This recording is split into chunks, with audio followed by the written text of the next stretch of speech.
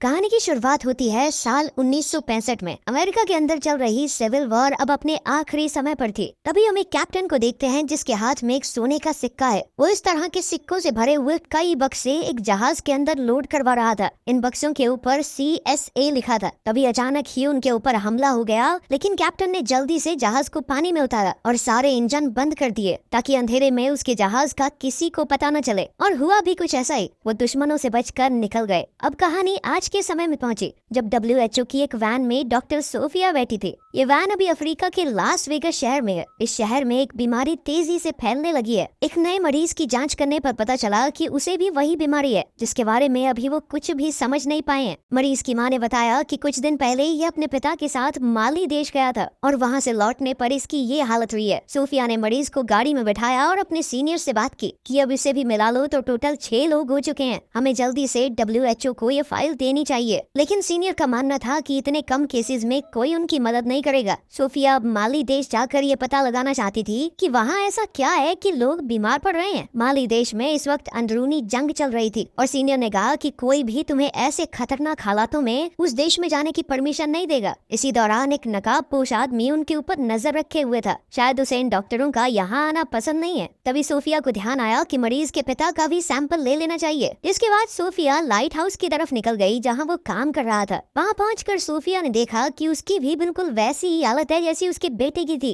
बल्कि वो तो जान गंवा चुका है इस बीमारी से। सोफिया ने चुपचाप उसका सैंपल लिया और बाहर आ गई। इसी बीच पास के समुद्र में एक आदमी बोटिंग कर रहा था और नकाबपोश आदमी जो दूर से डॉक्टर्स को देख रहा था, उसने अचानक सोफिया पर हमला कर दिया। लेकिन इस बोटिंग कर रहे आदमी ने तभी वहाँ आकर सोफिया को बचा लिया। लेकिन इसी हाथापाई में वो नकाबपोश आदमी सोफिया का बैग लेकर वहाँ से भाग गया। जब सोफिया की आंख खुली तो वो नोमा नाम के एक जहाज पर थी जो समुद्र में खजाना ढूंढने वालों का एक जहाज है। बाहर वही आदमी था जिसने सोफिया की जान बचाई थी। यह आदमी समुद्र में ढूंढी हुई एक कीमती मूर्ति लेकर बाहर निकला। ये लोग दरअसल ढूंढना तो उसी CSA वाले जहाज को चाहते हैं, लेकिन आज तक उसका कोई सुराग ही नहीं लग पाया। तभी अल्मोरा जो कि इस जहाज का मालिक है वहाँ आया। जिस आदमी ने सोफिया को बचाया उसका नाम डग है। अल्मोरा ने डग से कहा कि जो खजाना हमने ढूंढा है उसे रात को होने वाली म्यूजियम पार्टी में डिस्प्ले पर लगाना है, इसलिए जल्दी से साफ करवाओ उसे। जिसके बाद डग एक नाइजीरियन डीलर से बात करने गया। पार्टी में उस बेशकीमती मूर्ति को सबके सामने दिखाया गया। ये असल में एक अफ्रीकन राजा की कब्र है जिसकी कीमत हजारों करोड़ रुपए होगी। डग जल्दी से उस डीलर के पास पहुंचा और वहाँ उसने डग को एक सिक्का दिखाया जिस पर CSA लिखा हुआ था। डग ने तुरंत ये सिक्का लिया और कहा कि ये तो बरसों से मेरा सपना है। आज तक किसी को नहीं पता चला कि वो जहाज कहाँ गायब हो गया। पार्टी में मैस्कॉट कंपनी का मालिक भी है जिसने खजाने की खोज पर पैसा लगाया था। इस आदमी की माली देश में काफी अच्छी जान पहचान है, इसलिए सोफिया ने उससे मदद मांगी वहां पहुंचने के लिए। कंपनी के मालिक ने कहा कि वहां जाने में बहुत खतरा है, लेकिन अगर वो फिर भी जाना चाहती है तो वो रास्ता निकालने की कोशिश करेगा। कुछ देर में डग भी वहां आ गया और उसने CSA का वो सिक्का जेम्स को दिखाया। उसने ये भी बताया कि ये सिक्का माली में रहने वाले एक आदमी को मिला है और डग का मानना है कि उस जहाज का मलबा भी माली में ही कहीं मौजूद होगा। जेम्स ये सुनकर काफी खुश हो गया और उसने डग और अल्मोरा को 3 दिन के लिए माली जाने की इजाजत दे दी। वहाँ जाकर वो इस जहाज को ढूंढने की पूरी कोशिश करेंगे और अगर जरा सा भी कुछ सुराग मिला तो फिर पूरा ऑपरेशन स्टार्ट हो जाएगा जहाज को ढूंढने का। अगले दिन जब ये लोग पोर्ट पर पहुंचे तो वहाँ सोफिया और डॉक्टर जैक पहले ही बैठे थे। सोफिया ने डग को बताया कि जेम्स ने कहा है कि मैं और डॉक्टर जैक भी तुम्हारे साथ जा सकते हैं माली। और फिर ये 5 लोग माली की तरफ निकल गए। रात को खाना खाते हुए डग ने सोफिया को सिक्के के बारे में बताया और ये भी कि इस जहाज को ढूंढना डग का बचपन का सपना है। माली पहुँचते ही सोफिया और जैक अपने रास्ते निकल गए और डग और बाकी लोग उस आदमी के घर पहुँचे जिसे सिक्का मिला था। उसके घर जाकर पता चला कि वो आदमी मर चुका है। उस जहाज तक पहुँचने का उसका रास्ता फिर से बंद हो गया था। तभी डग को वहाँ एक मस्जिद दिखाई थी। ये तीनों वहाँ जाकर एक आदमी से मिले। अक्सर ऐसी धार्मिक जगहों पर पुराने रिकॉर्ड्स दर्ज रहते हैं। डग के पूछने पर वहाँ एक आदमी ने पुराने रिकॉर्ड्स में देखा। तब पता चला कि सालों पहले वहाँ के पोर्ट में एक जहाज आया था, लेकिन उस जहाज में कोई भी जिंदा नहीं बचा था और पानी का बहाव इतना तेज था कि वो जहाज बहकर आगे की तरफ चला गया। ये जानकारी डग के काफी काम आने वाली थी। वो तुरंत जाकर जेम्स से मिला और उसे सब कुछ बताया। बिना देर किए ये लोग जाव शहर जो कि यहाँ से थोड़ा आगे है उसकी ओर बढ़ने लगे। रास्ते में इन लोगों को अपनी बोट के एक हिस्से में कुछ मिला। थोड़ी जांच करने पर पता चला कि एक खास तरह की मिट्टी है जो कि जंग भी हो सकता है। लेकिन डग ने कहा कि बहते पानी में इस तरह की मिट्टी का मिलना आम बात नहीं है, ये एक सोचने वाली चीज थी। तभी अचानक एक मिलिट्री बोट उनकी तरफ आने लगी। ये ऑफिसर बार बार एक ही बात पूछ रहे थे कि वो डॉक्टर अभी कहाँ है जो तुम्हारे साथ यहाँ पर आए हैं। यहाँ के राजा को पता चल चुका था कि उसके देश में 2 फिरंगी डॉक्टर आए हैं ताकि वो उस बीमारी की तह तक जा सकें जो वहाँ आसपास फैली हुई है। राजा ने ऑर्डर्स दिए थे कि उन्हें जल्द से जल्द रोका जाए वरना बहुत बड़ी परेशानी हो सकती है। डग समझ गया कि कुछ तो गड़बड़ जरूर है, वरना इन्हें डॉक्टर्स से क्या दिक्कत। डग ने जवाब दिया कि सर हमको ज्यादा इंग्लिश नहीं आती है तो बोट साइड में लगा के बात करते हैं। डग ने उनकी ओर एक रस्सी फेंकी जो उन्होंने अपनी बोट पर बांध ली, जिसके बाद डग ने अपने दोस्तों को इशारा किया कि फुल स्पीड में दौड़ाओ और एक ही झटके में ऑफिसर्स की बोट पलट गई। डग ने जल्दी से वो रस्सी भी काट दी और फिर वो लोग वहाँ से भाग गए। लेकिन मुश्किल अभी खत्म नहीं हुई थी। कुछ ही दूरी पर 2 और बोट्स उनका इंतजार कर रही थी और वो उन्हें देखते ही गोलियां चलाने लगे। डग समझ गया कि अब तो हमें बोट से कूदना होगा वरना जान बचने वाली है नहीं। कूदने से पहले उन्होंने फ्यूल टैंक में चीरा लगा दिया ताकि जबरदस्त धमाका हो। जब दूसरी बोट उनके करीब आई तो तीनों पानी में कूद गए। ऑफिसर्स ने बोट पर गोलियां चलाई और लीकेज की वजह से एक जबरदस्त धमाका हुआ जिसमें सारे के सारे पुलिस वाले मारे गए। जल्द ही ये तीनों नदी से निकलकर किनारे पर बने घर में पहुंचे। रूडी ने डग से पूछा कि अब तो हमारे पास बोट भी नहीं है तो जहाज को ढूंढने का काम बंद कर देंगे क्या। डग ने कहा कि उसे बाद में ढूंढेंगे, पहले तो हमें उन डॉक्टरों की जान बचानी होगी। अगर इनके हत्थे चढ़ गए तो मार देंगे दोनों को। डग ने रूडी से कहा कि तुम जल्दी से बॉर्डर पार करके अल्मोड़ा के पास जाओ और वो खुद जेम्स के साथ दोनों डॉक्टरों को ढूंढने निकल गया। वहाँ दोनों डॉक्टर्स एक गांव में पहुंचे जहाँ एक भी आदमी नहीं दिख रहा था। उन्होंने बहुत ढूंढा लेकिन हर तरफ सन्नाटा था। सोफिया को एक घर में लोगों की लाशें मिली और इन सभी लोगों की मौत भी उसी बीमारी से हुई थी। सुबह होते ही दोनों ने सारी लाशों को दफना दिया। उधर रूडी ने भी चुप कर बॉर्डर पार कर लिया।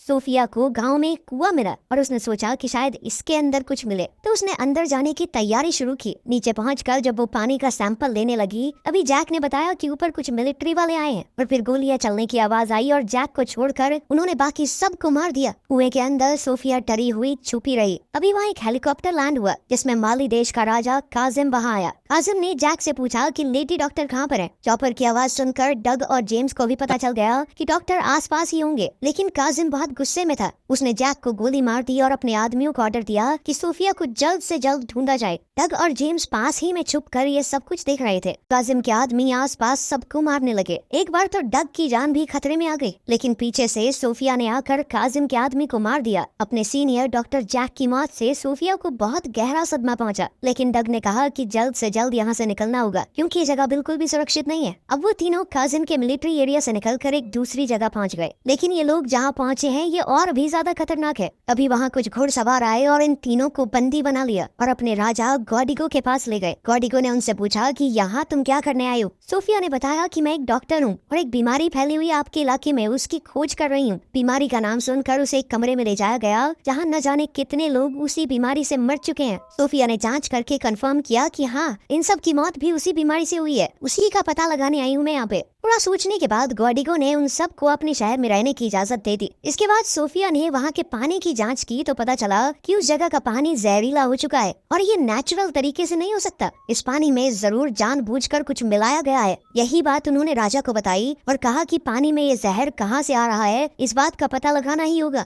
राजा ने भी हामी भरते हुए कहा कि जल्द से जल्द पता लगाओ, तुम्हारी जितनी मदद मुझसे हो पाएगी मैं करूंगा। इसके बाद जेम्स वहाँ के बच्चों के साथ फुटबॉल खेल रहा था। जब बॉल थोड़ा आगे चली गई तो वो उसका पीछा करते हुए एक अनोखी जगह पर पहुंचा। इस जगह पर तो अलग सी पेंटिंग्स बनी हुई थी और ताज्जुब की बात यह है कि इन पेंटिंग्स में उस जहाज का जिक्र है जिसे वो ढूंढते हुए यहाँ पर आए हैं। पता चला कि वो यहीं पर किसी सूखे रेगिस्तान में दबा हुआ है। सोफिया और डग भी वहाँ इसे देखने पहुँचे। डग ने बताया कि आज से 200 साल पहले इस जगह पर एक नदी थी, लेकिन आज वो नदी सूख चुकी है। अब वो तीनों ही नदी को ढूंढने की तैयारी में लग गए। अभी वो लोग इस नदी को ढूंढने का प्लान बना ही रहे थे कि तभी उन्हें इस पेंटिंग में एक किला दिखाई दिया। मतलब इस नदी के आसपास कोई किला भी था और डग का मानना है कि हो सकता है जो पानी इस गांव में आ रहा है, जहरीला पानी, वो उसी नदी का हो। नदी पूरी तरह से सूखी ना हो, उसका पानी नीचे ही नीचे चल रहा हो। अब इन तीनों ने नदी की तरफ बढ़ने का सफर शुरू किया, उस रास्ते पर जहाँ 200 साल पहले नदी हुआ करती थी। जल्द ही उन्हें वो किला भी दिख गया। इस किले पर चढ़ने के बाद उन्हें एक सोलर प्लांट दिखाई दिया जो कि मैस्कॉट कंपनी का था, लेकिन ऐसी सुनसान जगह पर एक सोलर प्लांट के होने का कोई मतलब समझ नहीं आया। डग को कुछ दूरी पर एक ट्रेन दिखाई दी। ये लोग धीरे धीरे ट्रेन की तरफ बढ़े और चालाकी से ट्रेन के अंदर घुस गए। वहीं रूडी अब अल्मोड़ा के पास पहुंच चुका था। रूडी को अपने कपड़ों पर वैसे ही लाल जंग का सैंपल मिला जो उन्हें माली में अपनी बूट पर मिला था।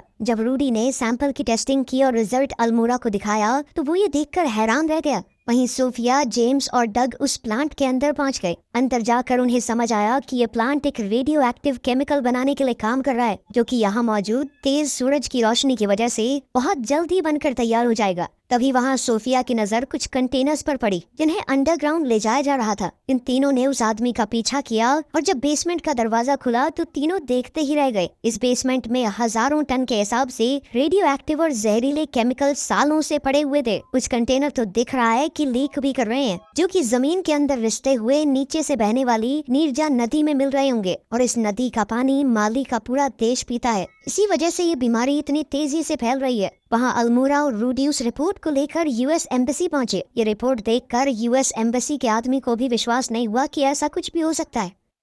वहीं जेम्स अपने दोस्तों के साथ प्लांट से भाग ही रहा था कि तभी मैस्कॉट के लोगों ने उन्हें पकड़ लिया। मैस्कॉट ने सोफिया से पूछा कि तुम लोग यहाँ क्या कर रहे हो और इस जगह का तुम्हें पता कैसे चला। सोफिया ने मैस्कॉट से कहा कि तुम इस प्लांट में जो भी कर रहे हो उससे लोगों की जान जा रही है। जिस पर मिस्टर मैस्कॉट ने कहा कि वो ऐसा कुछ नहीं कर रहा, बल्कि हम तो जहरीले केमिकल्स को आग में जला रहे हैं, खत्म कर रहे हैं। सोफिया ने उसे बताया कि जो केमिकल तुमने बेसमेंट में स्टोर किए हैं वो नदी में मिल रहे हैं जाकर, जिसे लोग पीकर बीमार पड़ रहे हैं। ये सुनकर तो मिस्टर मैस्कॉट भी डर गया कि कहीं ये सच तो नहीं। अब वो लोग डग और जेम्स को बांधकर कहीं ले जाने लगे। डग ने दिमाग चलाया और सोने के सिक्के की मदद से ट्रक के पीछे का दरवाजा खोल दिया, जिससे वो लोग ट्रक से अलग हो गए। मिस्टर मैस्कॉट जल्द से जल्द काजिम से मिला और जो बात भी सोफिया ने उसे बताई थी मैस्कॉट ने काजिम को बताई। काजिम ने कहा कि अगर उसे चिंता है तो प्लांट को बेशक बंद कर दे, लेकिन उसके पैसे उसे हर महीने मिलने चाहिए। उसे फर्क नहीं पड़ता लोगों के मरने से। डग और जेम्स अब इस रेगिस्तान में भटक रहे थे। उनके हाथ अभी भी बेड़ियों से ट्रक के दरवाजे से बंधे हैं। ऐसे ही बंधे हुए वो काफी दूर तक चले गए। काफी देर तक चलते चलते वो लोग भी हिम्मत हार चुके थे, लेकिन तभी बीच रास्ते में उन्हें टूटा हुआ प्लेन मिला जो क्रैश हो गया था। लेकिन इस प्लेन के टायर अभी भी सही थे। किसी तरह ये जहाज को रेत पर ग्लाइड करवाते हुए उस पर सवार होकर आगे जाकर एक गांव में पहुंचे। यहाँ उन्हें एक टेलीफोन मिला तो उन्होंने अल्मोड़ा को फोन किया और सारी कहानी बता दी। सोने के सिक्के को बेचकर डग ने एक जीप खरीदी। ये जीप लेकर डग और जेम्स पहुंचे गोडिगो के पास और उसके आदमियों से मदद मांगी ताकि वो लोग मिलकर काजिम से लड़ सके। लेकिन गोडिगो के पास इतने आदमी नहीं थे और न ही काजिम की तरह बड़े बड़े हथियार, इसीलिए गोडिगो ने लड़ने से मना कर दिया। लेकिन उसने अपनी गाड़ी उन्हें दे दी जो गोडिगो ने काजिम से खरीदी थी। इस कार को लेकर जेम्स और डग प्लांट पर पहुंचे, लेकिन वहाँ उन्हें गेट पर ही रोक लिया गया। ये दोनों जबरदस्ती बंदूकों के सहारे अंदर घुस गए और वहाँ मैस्कॉट को पता चल गया कि कोई तो अंदर घुस चुका है, जिसके बाद वो तुरंत ऊपर वाले हिस्से में चला गया। डग और जेम्स जैसे ही अंदर गए उन्हें देखकर हैरानी हुई कि पूरा प्लांट खाली हो चुका था। तो जेम्स ने कहा कि शायद मैस्कॉट को यकीन हो गया है कि उसकी वजह से लोग मर रहे हैं और ये बात अमेरिका तक पहुंच गई होगी, इसीलिए ये इस प्लांट का नामो निशान खत्म करना चाहते हैं। जेम्स जल्दी से नीचे जाकर वो विस्फोटक ढूंढने गया जिसकी मदद से ये लोग इस प्लांट को उड़ाने की कोशिश कर रहे होंगे। तभी वहाँ एक हेलीकॉप्टर लैंड हुआ। मैस्कॉट जबरदस्ती सोफिया को लेकर उसमें बैठ गया। वो निकल ही रहे थे कि तभी वहाँ डग आ गया। डग ने मैस्कॉट को पकड़ ही लिया था, लेकिन तभी पीछे से मैस्कॉट का एक आदमी आ गया और उसने डग को रोक लिया। उधर सोफिया समय रहते हेलीकॉप्टर से कूद गई।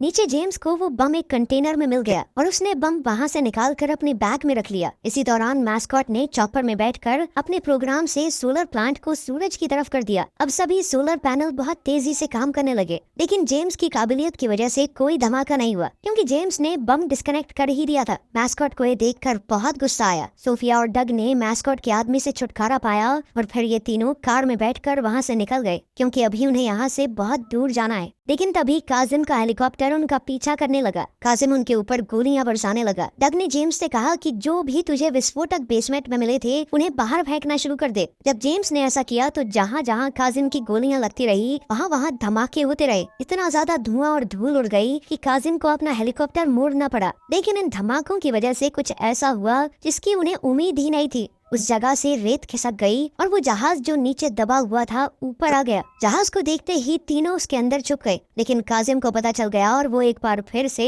जहाज पर गोलियां चलाने लगा। काजिम के बहुत से लोग वहां पर आ गए और उन्हें चारों तरफ से घेर लिया। जहाज पर हो रहे हमलों से जहाज के अंदर मौजूद कंटेनर्स खुल गए और उनसे सोने के सिक्के बाहर गिरने लगे। ये देखकर डग को यकीन नहीं हुआ कि ये सिक्के अभी भी सही सलामत हैं। तभी इन लोगों को जहाज के अंदर एक पुरानी तोप मिली जो अभी भी काफी अच्छी हालत में थी। अब वो लोग इस तोप को चलाने की तैयारी में लग गए। जैसे ही काजिम का हेलीकॉप्टर उनके निशाने पर आया, उन्होंने तोप चला दी। हेलीकॉप्टर में जबरदस्त धमाका हुआ जिसमें काजिम मारा गया, जिसके बाद काजिम की पूरी फौज ने सरेंडर भी कर दिया। ये तीनों बाहर आकर पूरी तरह चौंक गए कि इतनी बड़ी फौज ने हमारे आगे सरेंडर क्यों किया। लेकिन तभी उन्होंने पीछे मुड़कर देखा कि गोडिगो के आदमी उन्हें हर तरफ से घेर कर खड़े थे। उधर अमेरिका में एक अंडरकवर एजेंट जो कि ये सारी हरकत जान चुका था, उसने जानबूझकर मैस्कॉट की ड्रिंक में वही जहर मिला दिया जो वो माली के लोगों को पिला रहा था, और जल्द ही उसका भी वही हश्र होगा जो उसने लोगों के साथ किया है। आखिर में हम डग और सोफिया को एक साथ देखते हैं। डग ने वो खजाना गोडिगो और उसके लोगों के लिए ही छोड़ दिया था, क्योंकि इस बीमारी में सबसे ज्यादा उनका ही नुकसान हुआ था और उनकी जमीन है, खजाने पर हक भी उनका ही